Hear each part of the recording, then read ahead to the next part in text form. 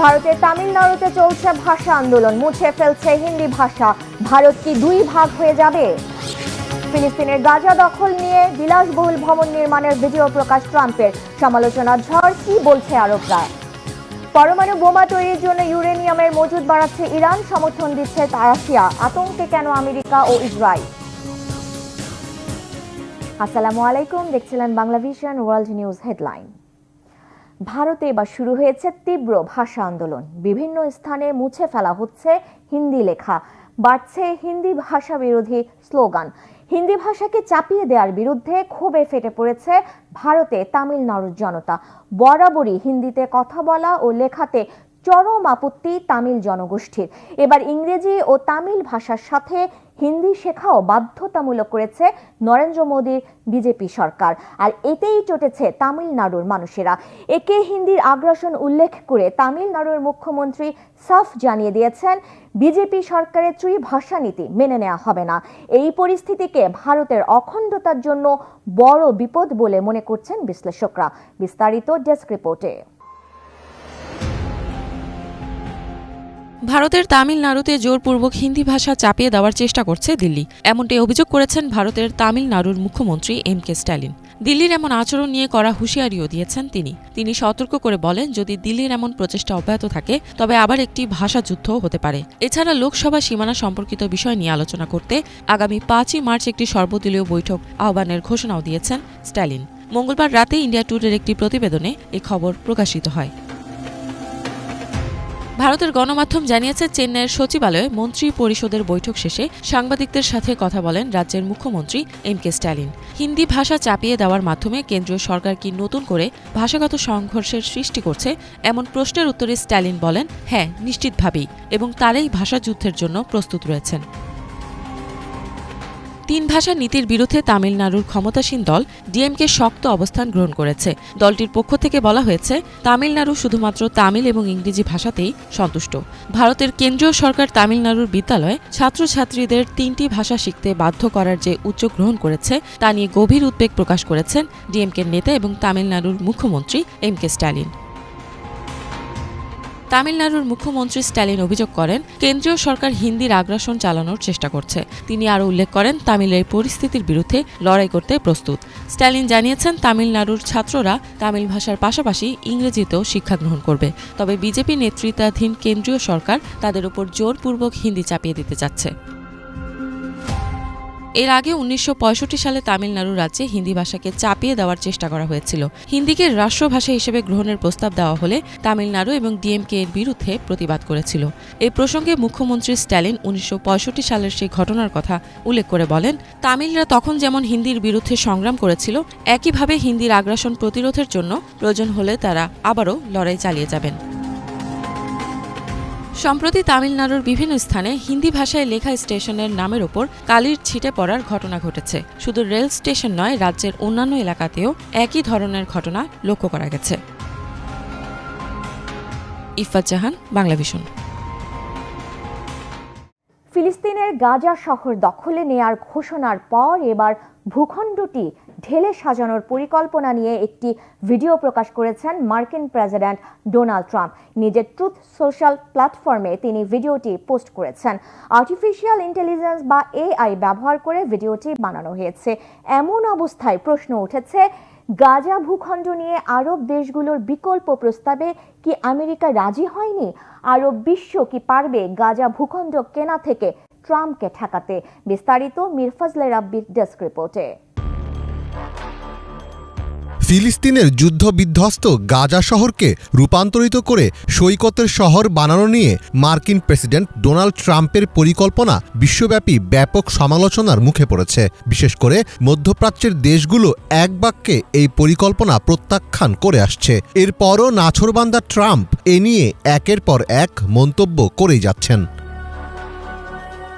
এরই ধারাবাহিকতায় এবার ট্রাম্প তার ট্রুথ সোশ্যাল মিডিয়ায় গাজা নিয়ে একটি আপত্তিকর ভিডিও প্রকাশ করেছেন। বুধবার সেই ভিডিও নিজের ট্রুথ সোশ্যাল প্ল্যাটফর্মে শেয়ার করেছেন ট্রাম্প নিজেই। ট্রাম্প, ইলন মাস্ক ও নেতানিয়াহুকে নিয়ে তৈরি করা সেই এআই ভিডিওতে ট্রাম্পের প্রস্তাবিত নতুন গাজার চিত্র ফুটিয়ে তোলা হয়েছে। 33 সেকেন্ডের ভিডিওটি শুরু হয়েছে গাজায় ধ্বংসযজ্ঞের বর্তমান দৃশ্য দিয়ে, যেখানে দেখা যায় ধ্বংসাবশেষ থেকে গাজা ভবিষ্যতের দিকে যাচ্ছে। যে ভবিষ্যৎ শহরটিতে দুবাইয়ের মতো আকাশচুম্বী ভবন, সৈকত, ক্যাসিনো এবং ট্রাম্প গাজা নামে অভিজাত হোটেল রয়েছে।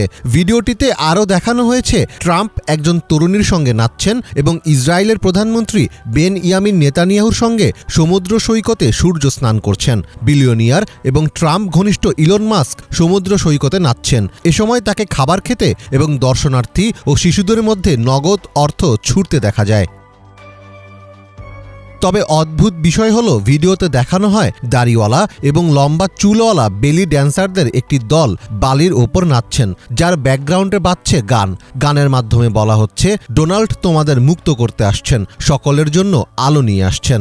এছাড়া সেখানে ট্রাম্পের একটি বিশাল সোনালী রঙের অবয়বও দেখা যায়। 2 লাখেরও বেশি সার্চ ভলিউম নিয়ে ভিডিওটি এরই মধ্যে আমেরিকার গুগল ট্রেন্ডসে 2য় স্থানে উঠে এসেছে। ভিডিওটি প্রকাশের পর থেকেই নেট দুনিয়ায় সমালোচনার ঝড় বইতে শুরু করে। এমনকি ট্রাম্প তার নিজের সমর্থকদের কাছ থেকেও সমালোচনার শিকার হচ্ছেন। ট্রুথ সোশ্যাল ব্যবহারকারীদের অনেকে ভিডিওটিকে ভয়ঙ্কর এবং খারাপ রুচি হিসেবে বর্ণনা করেছেন। দাড়িওয়ালা বেলি ড্যান্সার এবং সোনার ভাস্কর্যকে বাড়াবাড়ি বলেও মন্তব্য করেছেন অনেকে। ভয়ানক এই ভিডিও দেখে ক্ষুব্ধ হয়েছেন গাজার বাসিন্দারাও। জন্মভূমি আঁকড়ে ধরে রাখা গাজাবাসীরা কোনো অবস্থাতেই দেশ ছাড়তে রাজি নন। মোবাইল ফোনে একটি ভিডিও দেখলাম যেখানে গাজার জনগণকে বাস্তুচ্যুত করার পর শহরটিকে পুনর্নির্মাণ করতে মার্কিন প্রেসিডেন্ট ট্রাম্পের পরিকল্পনা প্রকাশ করা হয়েছে। আমরা তাকে জিজ্ঞাসা করতে চাই, কেন আপনি গাজার জনগণকে বাস্তুচ্যুত করবেন? কেন আপনি এখানে আসছেন না? কেন জনগণকে সাথে নিয়ে এই শহরকে পুনর্নির্মাণ করছেন না? গত 20 জানুয়ারি প্রেসিডেন্ট হিসেবে দায়িত্ব নেওয়ার কয়েকদিন পরই ট্রাম্প ঘোষণা দেন, যুদ্ধ শেষ হলে গাজার নিয়ন্ত্রণ নেবেন তিনি। এরপর সেখান থেকে প্রায় 22 লাখ ফিলিস্তিনিকে সরিয়ে গাজাকে চাকচিক্যময় একটি স্থানে পরিণত করবেন। নতুন এ ভিডিও প্রকাশ করে তিনি তার মনের ইচ্ছা আবারও প্রকাশ করেছেন। ট্রাম্পের এই গাজা দখল পরিকল্পনাটি আদতে গোটা বিশ্বকেই চমকে দিয়েছে। এটি মূলত যুক্তরাষ্ট্রের দীর্ঘদিনের ফিলিস্তিন রাষ্ট্র প্রতিষ্ঠার নীতিবিরোধী পদক্ষেপ। তবে তার এই পরিকল্পনা বাস্তবায়নযোগ্য কিনা তা নিয়েও সংশয় প্রকাশ করছেন অনেকে। মীর ফজলে রাব্বি, বাংলা ভিশন। এদিকে শপথের 1 মাস পর মন্ত্রিসভার প্রথম বৈঠকে বিদেশিদের নাগরিকত্ব পাওয়ার কর্মসূচি ও ইউক্রেন সহ বিভিন্ন বিষয়ে পরিকল্পনা উপস্থাপন করেছেন মার্কিন প্রেসিডেন্ট ডোনাল্ড ট্রাম্প। আর গণছাঁটাইয়ের পক্ষে সাফাই দিয়েছেন সরকারের কর্মদক্ষতা বিভাগের প্রধান ইলন মাস্ক। মন্ত্রিপরিষদের বৈঠকে প্রেসিডেন্ট ট্রাম্প কথা বলেছেন বহুল আলোচিত মার্কিন নাগরিকত্ব দেওয়ার বিষয়ে। আশ্বস্ত করেছেন $50 লাখ বিনিয়োগের শর্তে নাগরিকত্বের গোল্ড কার্ড ভিসা পাওয়া সৌভাগ্যবানের সংখ্যা ঢালাও হবে না। এই কর্মসূচির মাধ্যমে জাতীয় ঋণের বোঝা কমবে বলে আশাবাদী তিনি। উদাহরণ হিসেবে 1 কোটি গোল্ডেন কার্ডের বিনিময়ে প্রাপ্ত অর্থের পরিমাণ হিসাব করে ঋণের বোঝা কমানোর সূত্র ব্যাখ্যা করেছেন। ইউক্রেন যুদ্ধ বন্ধের মধ্যস্থতা নিয়ে কথা বলতে গিয়ে পুরানো মিত্র রাশিয়ার প্রেসিডেন্ট ভ্লাদিমির পুতিনকে খুব আধুনিক মানুষ উল্লেখ করে ছাড় দেওয়ার অনুরোধ জানিয়েছেন ট্রাম্প। আর ইউক্রেনের নিরাপত্তা নিশ্চয়তা যুক্তরাষ্ট্র নেবে না বলে আবারও সতর্ক করেছেন তিনি। এক্ষেত্রে ইউক্রেনের নিরাপত্তার ভার ইউরোপ নিতে চাইলে আপত্তি নেই বলেও জানান মার্কিন প্রেসিডেন্ট। এছাড়া গাজায় যুদ্ধবিরতির সিদ্ধান্ত ইসরায়েলের ইচ্ছা অনিচ্ছার উপর ছেড়ে দিয়েছেন বলে জানান মার্কিন প্রেসিডেন্ট। বৈঠকে থাকা প্রযুক্তি উদ্যোক্তা ধনকুবের মাস্ক জানিয়েছেন, সরকারের খরচ কমাতে নানা ধরনের সংস্কার কার্যক্রম হাতে নেয় হত্যার হুমকি পাচ্ছেন তিনি। এজন্য ভুক্তভোগী আর সমালোচকদের দায়ী করেছেন ইলন মাস্ক। হামাসের হাতে থাকা 4 ইসরায়েলি দেহাবশেষের বিনিময়ে মুক্তি পেয়েছেন নির্যাতনের তীব্রতায় কোমায় চলে যাওয়া যুবক সহ 6 শতাধিক ফিলিস্তিনি। বন্দি বিনিময়ের মধ্যেই পশ্চিম তীরে ব্যাপক ধরপাকড়ে 50 জনের বেশি ফিলিস্তিনিকে তুলে নিয়ে গেছে দখলদার ইসরায়েলি সেনারা। যুদ্ধবিরতি চুক্তির প্রথম ধাপের শেষ বন্দি বিনিময় এটি। সপ্তাহের শুরুতে এই বন্দি বিনিময়ের কথা থাকলেও হামাস ও ইসরায়েলের মতবিরোধে এটি পিছিয়ে যায়। রেড ক্রসের কাছে হস্তান্তর করা 4 ইসরায়েলি দেহাবশেষ তেল আবিবে নেওয়া হলে পরিচয় নিশ্চিতের জন্য নমুনা সংগ্রহ করে ডিএনএ টেস্টের প্রক্রিয়া শুরু করেছে ইসরায়েলি কর্তৃপক্ষ। 2023 সালের 7 অক্টোবর ইসরায়েলে হামাসের নজিরবিহীন অভিযানের সময় ওহাদ ইয়ালুমিম সহ 4 জনকে অপহরণ করা হয়। পরের মাসে ওহাদের ছেলেকে মুক্তি দিয়েছিল হামাস। দেহাবশেষ হস্তান্তরের বিনিময়ে ইসরায়েলের কারাগার থেকে মুক্তি পাওয়া নারী, শিশু, বৃদ্ধ সহ অন্তত 6 শতাধিক ফিলিস্তিনি পশ্চিম তীরে পৌঁছালে এক আবেগঘন পরিবেশের সৃষ্টি হয়। এই বহরে কাজেম জাওয়ারকেও রেড ক্রসের মাধ্যমে পাঠিয়েছে ইসরায়েল। পশ্চিম তীরের একটি হাসপাতালে রাখা হয়েছে তাকে। গত বছরের ফেব্রুয়ারিতে তাকে আটকের পর নির্মম নির্যাতনে কোমায় চলে যায় 31 বছরের এই যুবক। এদিকে বন্দি মুক্তি নিয়ে নতুন করে আরও শতাধিক ফিলিস্তিনিকে আটক করে নিয়ে গেছে দখলদার সেনারা। পশ্চিম তীরের হেব্রন, তুলকারেম, নাবলুস, রামাল্লা ও বেথলহেম সহ বিভিন্ন এলাকা থেকে আটক করা হয় তাদের। পরমাণু বোমা তৈরির প্রধান উপাদান ইউরেনিয়ামের মজুদ দ্রুত গতিতে বাড়াচ্ছে ইরান। বুধবার এ নিয়ে জোরালো সতর্কতা জানিয়েছে জাতিসংঘের পরমাণু শক্তি সংস্থা IAEA। তাদের দাবি, ইরানই বর্তমানে পরমাণু অস্ত্রবিহীন একমাত্র দেশ যার কাছে এত বেশি পরিমাণে পরিশোধিত ইউরেনিয়ামের মজুদ আছে। একই সাথে এত ইউরেনিয়াম মজুদ করার কোনো যৌক্তিকতা নেই বলে সতর্ক করে দিয়েছে যুক্তরাষ্ট্র সহ পশ্চিমা দেশগুলো। তবে পরমাণু ইস্যুতে ইরানের পাশে থাকার অঙ্গীকার করেছে রাশিয়া। হিজল জোবাইরের ডেস্ক রিপোর্ট। মার্কিন প্রেসিডেন্ট ডোনাল্ড ট্রাম্পের সাথে উত্তেজনা বৃদ্ধির মাঝেই দ্রুত গতিতে পরমাণু অস্ত্র তৈরির কাছাকাছি পর্যায়ে পরিশোধিত ইউরেনিয়ামের মজুদ বাড়াচ্ছে ইরান। এ নিয়ে গভীর শঙ্কা ও সতর্কতা জানিয়েছে জাতিসংঘের পরমাণু পর্যবেক্ষণ সংস্থা IAEA।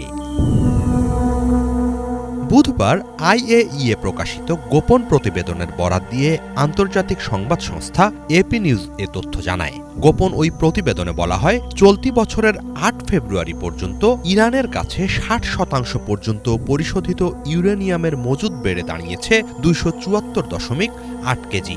গত বছরের নভেম্বরে এই মজুদের পরিমাণ ছিল 182.3 কেজি। এত স্বল্প সময়ের মাঝেই নাটকীয় গতিতে 92.5 কেজি মজুদ বাড়িয়েছে তেহরান। এর আগে আগস্ট পর্যন্ত এই মজুদের পরিমাণ ছিল 165.7 কেজি। IAEA জানায়, পরমাণু বোমা তৈরির জন্য প্রয়োজন 90% পরিশোধিত ইউরেনিয়াম। খুব সহজেই 60% পরিশোধিত ইউরেনিয়ামকে ওই পর্যায়ে উন্নীত করা সম্ভব। সেদিক থেকে কারিগরিভাবে পরমাণু বোমা তৈরি থেকে স্বল্প দূরত্বে আছে তেহরান। গোপন ওই প্রতিবেদনে আরও বলা হয়, বর্তমানে সারা বিশ্বের মধ্যে ইরানই পরমাণু অস্ত্রবিহীন একমাত্র দেশ যার কাছে এত বেশি পরিমাণ পরিশোধিত ইউরেনিয়ামের মজুদ আছে। 60% পরিশোধিত 42 কেজি পরিমাণ ইউরেনিয়ামকে 90% উন্নীত করা হলে তা দিয়ে একটি পরমাণু বোমা বানানো সম্ভব বলেও জানানো হয় প্রতিবেদনে। সেই হিসাবে বর্তমানে ইরান চাইলে অনায়াসে 6টি পরমাণু বোমা বানাতে সক্ষম। IAEA এর তথ্য অনুসারে 8 ফেব্রুয়ারি পর্যন্ত ইরানের কাছে বিভিন্ন মাত্রায় পরিশোধিত মোট ইউরেনিয়ামের মজুদ 8294 কেজি। নভেম্বরের পর মজুদ বেড়েছে 1690 কেজিরও বেশি। এদিকে ইরান যেন কোনোভাবেই পরমাণু অস্ত্রধারী হতে না পারে, যে কোনো মূল্যে তা ঠেকাতে তৎপর যুক্তরাষ্ট্র। এ লক্ষ্যে দেশটির ওপর আরও কঠোর নিষেধাজ্ঞা আরোপ ও সর্বোচ্চ চাপ প্রয়োগের পথ বেছে নিয়েছেন মার্কিন প্রেসিডেন্ট ডোনাল্ড ট্রাম্প। একই সাথে তেহরানের সঙ্গে আলোচনার আগ্রহ প্রকাশ করেছেন তিনি। তবে এর আগে চুক্তি থেকে বেরিয়ে যাওয়ার অভিযোগে ইরানের দিক থেকে এ ব্যাপারে তেমন কোনো সাড়া মিলছে না। বলা চলে যুক্তরাষ্ট্র সহ পশ্চিমা দেশগুলোর আপত্তি উপেক্ষাই করছে তারা। একই সাথে কোনো ধরনের চাপের কাছে মাথা নত করে সমঝোতায় যাবে না বলেও হুঁশিয়ারি দিচ্ছে। তবে তেহরান বারবার দাবি করছে তাদের পরমাণু কার্যক্রম শান্তিপূর্ণ। বিপরীতে পশ্চিমারা বলছে কোনো বেসামরিক প্রয়োজনে এত উচ্চ স্তরের ইউরেনিয়াম মজুত করার ভিত্তি নেই। সব আপত্তি উপেক্ষা করে ইরান পরমাণু অস্ত্র বানানোর চেষ্টা করলে প্রয়োজনে তাদের পরমাণু স্থাপনায় হামলার হুঁশিয়ারি দিয়েছে যুক্তরাষ্ট্র ও ইসরায়েল। যে কোনো দিন হামলা হতে পারে, সেই আশঙ্কা ক্রমেই দানা বাঁধছে। এ প্রেক্ষাপটে সুরক্ষার প্রশ্নেই পরমাণু অস্ত্র বানানোর আহ্বান জানাচ্ছেন ইরানের অনেক কর্মকর্তা। এদিকে পশ্চিমাদের সাথে ইরানের পারমাণবিক কর্মসূচি সম্পর্কিত চুক্তি joint comprehensive plan of action ঘিরে যে জটিল পরিস্থিতির সৃষ্টি হয়েছে এ ব্যাপারে তেহরানের সাথে অভিন্ন অবস্থান গ্রহণের কথা জানিয়েছে রাশিয়া। ইরান সফরকালে রুশ পররাষ্ট্রমন্ত্রী সের্গেই লাভরভ এই অবস্থানের কথা জানান। হিজল জোবায়ের, বাংলা ভিশন। এই ছিল আজকের মতো, সাথে থাকায় ধন্যবাদ।